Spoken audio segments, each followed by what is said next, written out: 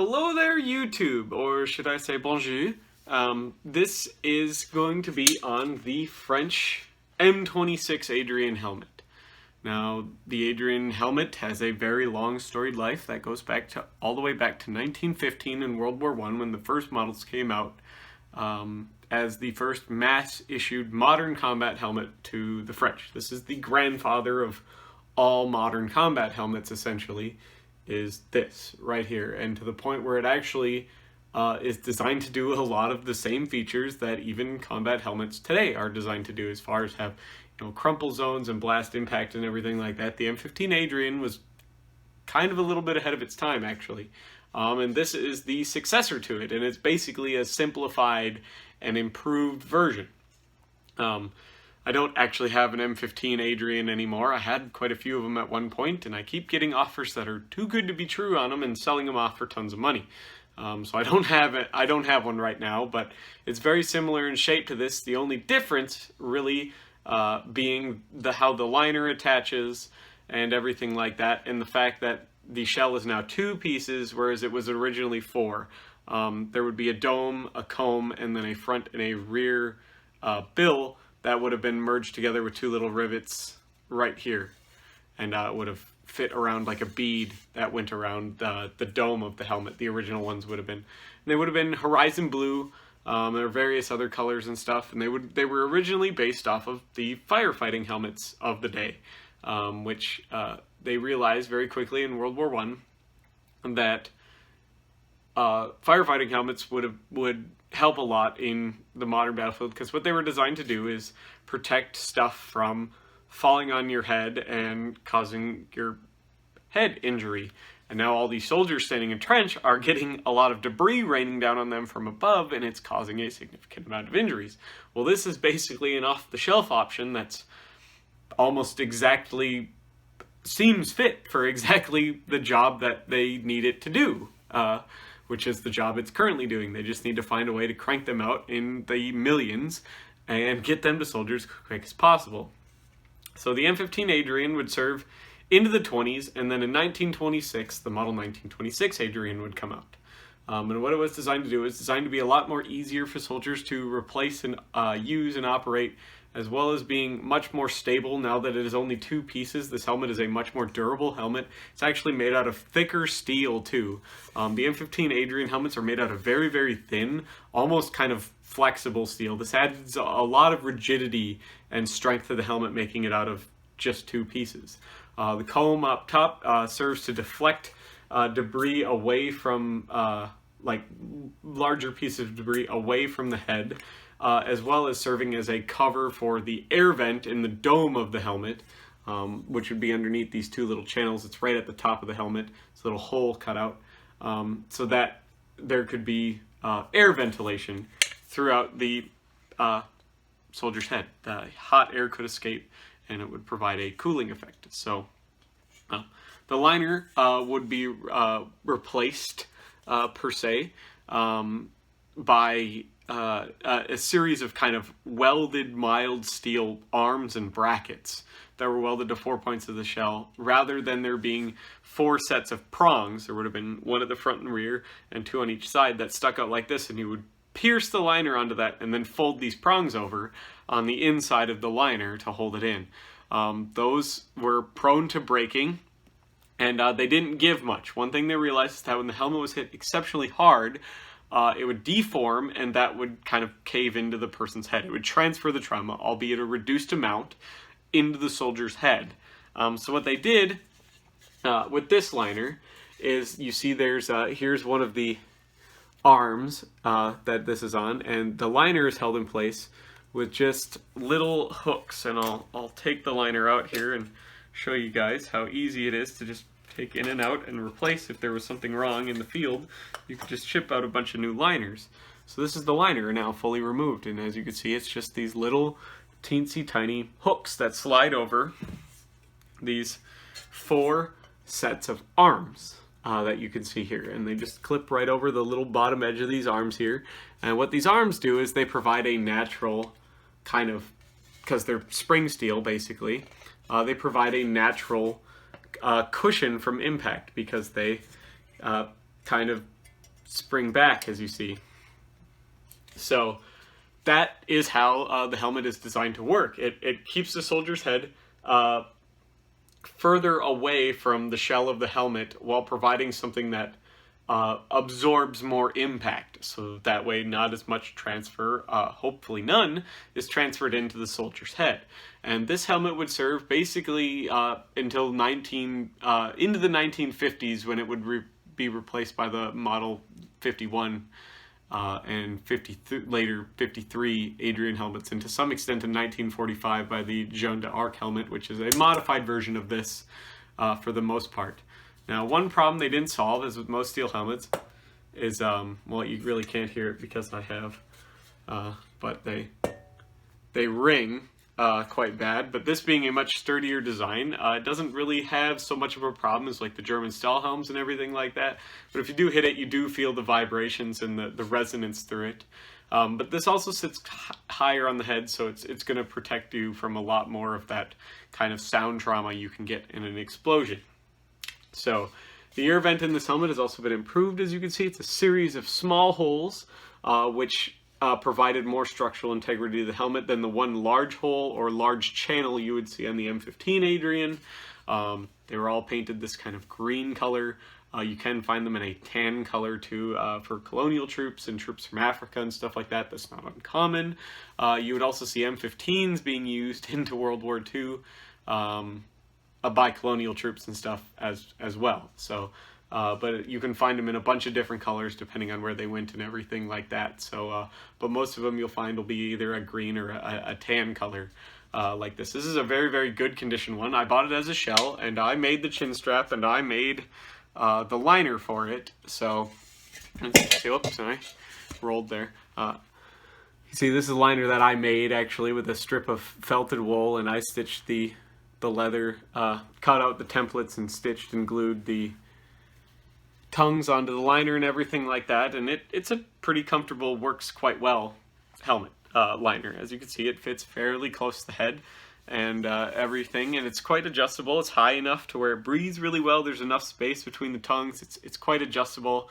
You really can't adjust the circumference. That's one thing that the French kind of had that I believe they could have improved on. It's had a little bit of leeway in the adjustment of the circumference as far as using with winter equipment and stuff like that. But with a liner that's easy to pop out like this, you know, you'd probably be changing it pretty often too if you were fighting for a long time or in a hot environment, especially where they kind of tend to disintegrate. You're sweating in it all the time, and the acid and the oils in your skin kind of start to eat away at everything, to where you can just drop it in and change it out. You could put in a slightly larger one for colder months and replace it with the slightly smaller one for warmer months, so that your helmet fits like how it's supposed to.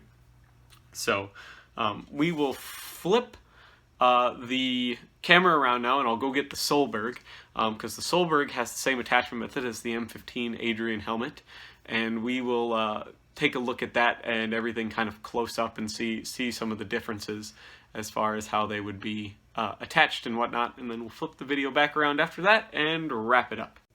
Alrighty, after much time trying to figure out the best way to sit these so you guys can see them, because these do not want to sit up or cooperate or stand or anything because of the combs and stuff on them. But you can see the M26 Adrian here on the left, and this is the Solberg on the right, but it has the same kind of liner and attachment method as the original M15 Adrian. So we could show you kind of the differences here, because the only difference is the shell shape on this one.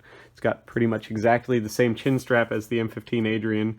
The chin strap really didn't change to the M26, as you can see here.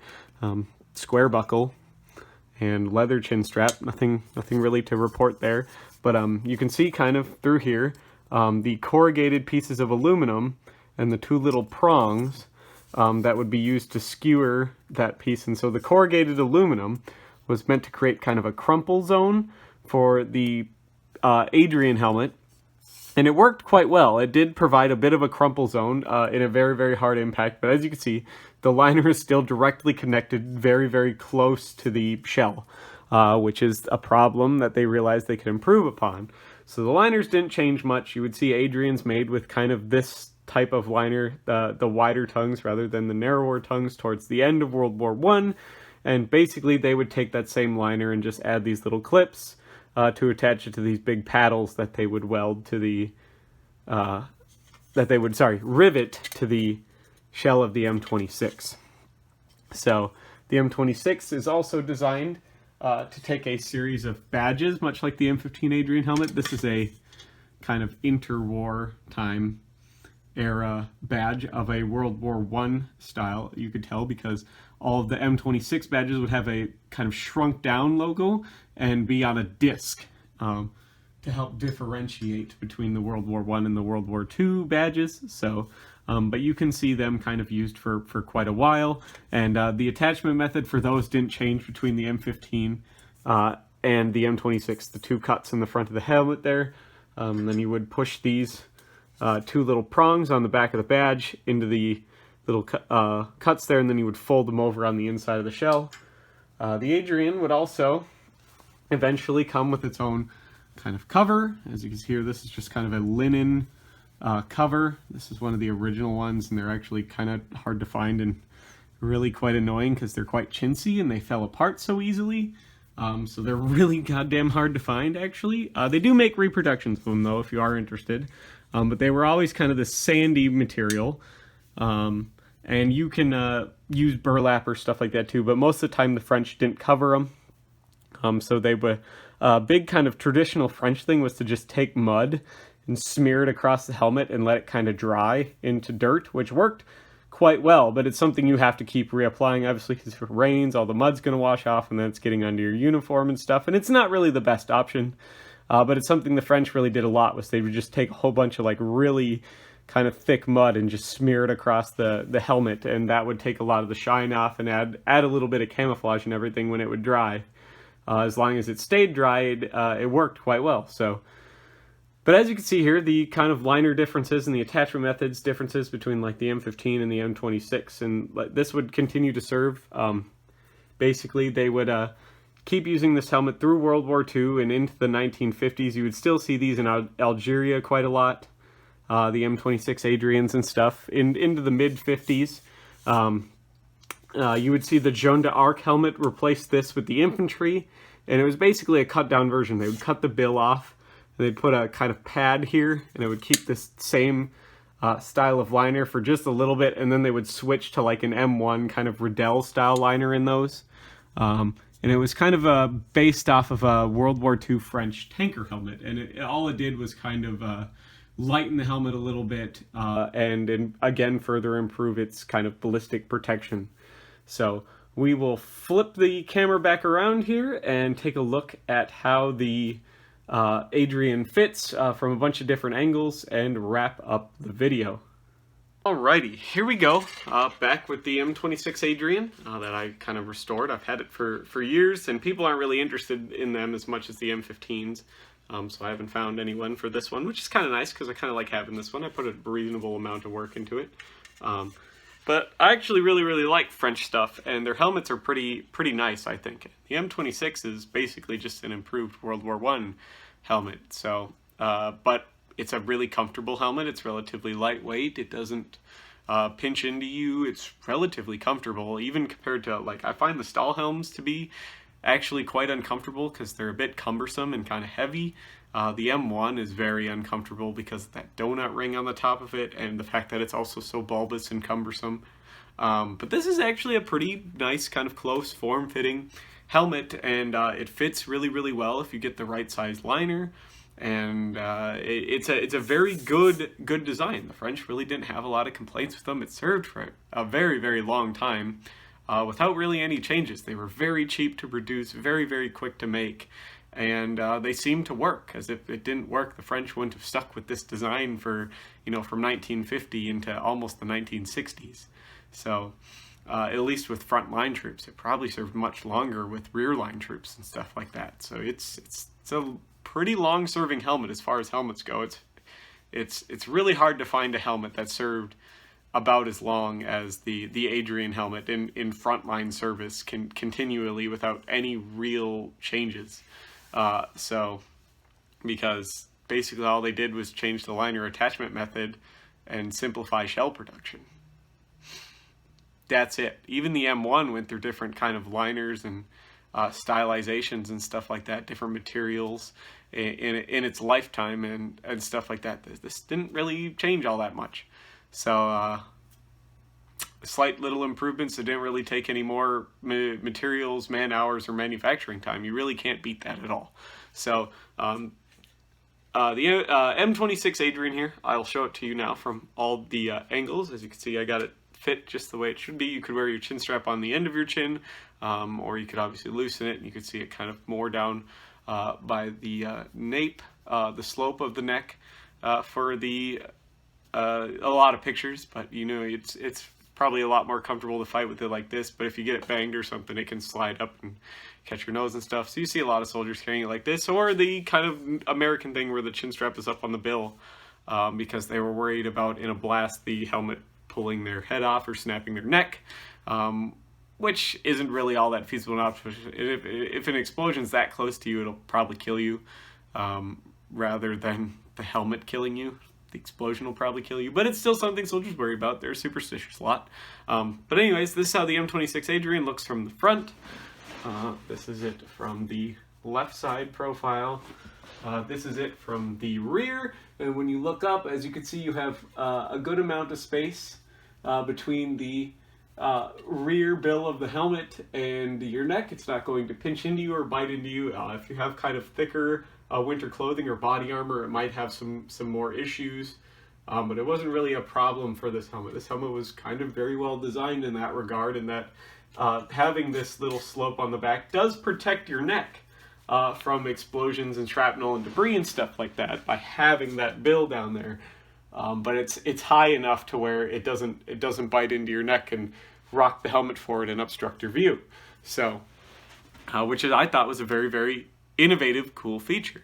So it's a helmet that it ceases to amaze me at how kind of underappreciated they are, and how effective they really are for how cheap they were to make, and how many of them were made, and how long they were used. It's a really simple, uncomplicated, yet quite effective helmet for what the French deemed was an acceptable amount. There are helmets out there that offer better protection. I'm not saying this is the best helmet for protection, because it's not. And I'm not saying there are helmets, that this helmet is really better than any other helmet in wide regard, but if you just need to get something on your soldiers' heads to keep debris from cracking their coconut, you can do a lot worse than the M26 Adrian and the M15 Adrian, because they really crank those suckers out. They could make millions of them a year. Like, millions. And that's something that other helmets really couldn't do. The Adrian is one of the fastest to produce helmets in history, and for good reason. And I think for that, because obviously if you're making a helmet fast, you're going to have other shortcomings. But I think that with how fast they can make them, this is actually a pretty good helmet. So, so hopefully you enjoyed this video, and you like, subscribe, comment, and all that other good stuff if you learned something, or you appreciate this type of helmet or anything like that. If you have one or anything like that, or need any have any questions or stuff like that, you could by all means leave that in the comments. Comments do help me in the algorithms, so that helps me get a little bit of extra change out of YouTube, which is really, really nice right now. I actually just got a new, well, it's not a new, but I got an iPhone 10. I've been absolutely trying to deal with trying to get activated and get everything transferred over, and it's been a bit of a nightmare. I'm not very technologically capable, but stuff keeps not working and whatever, and I've had to redo it a couple times. It's still not working, so I'm giving up on it for today, and I'll come back to it level-headed and try to figure it out. I'll just work on my guns a little bit and all other good stuff today, and work on some stocks and whatnot. But hopefully you like this video. You subscribe if you like this type of stuff. I try to put out a new video once a week, at least. I do take suggestions for newer videos. I try to help with information where I can, and stuff like that. Please don't ask me something that can be solved by like a cursory Google search, like where you can find something.